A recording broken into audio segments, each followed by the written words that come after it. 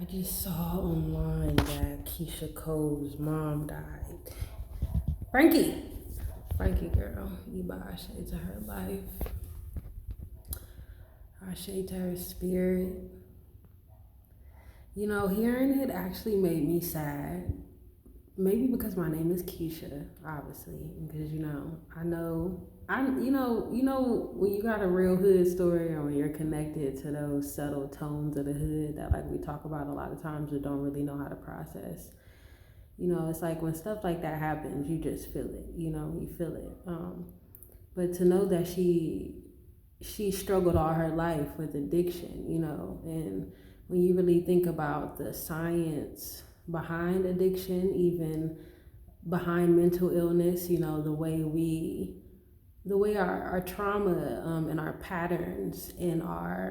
those things that we don't gain mastery or control over, the way they can begin to manipulate and dictate our lives, the things that we're trying to hide, the things that we're not real or clear about. It's sad to see when they actively,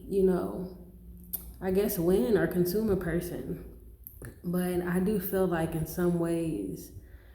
maybe there is a lesson. It's been said that today is her birthday, and so she's transitioning on her birthday. So even imagining the idea of full circle with the life and death experience, and it being her 61st birthday, 61 breaking down to the number 7, 7 being completion, 7 being a godly completion, meaning like this is all in God's timing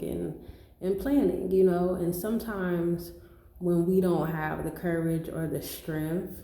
to fight our battles anymore, sometimes those are the only ways that we can win. Sometimes that's the only way to find victory. But I don't think we realize or recognize the ways in which a lot of it is active choices, it's active choices, it's choices and lack of support, because when you think about addicts, when you think about people who struggle with addiction, with mental illness, with suicide, with things like that, when you think about those type of people, it's like our communities don't know how to support that. And so it's awesome. It's oftentimes people having to battle things on their own that they shouldn't be battling on their own, but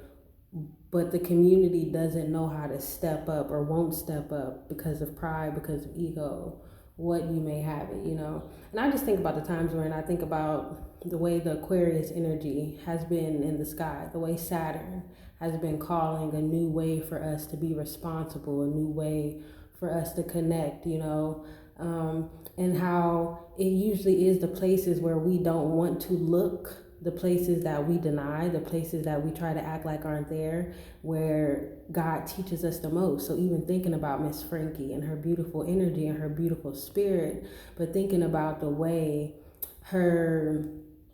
she chose to deal with her trauma is how people knew her, is how we've all known her through her addiction, through what it means to be a Black woman,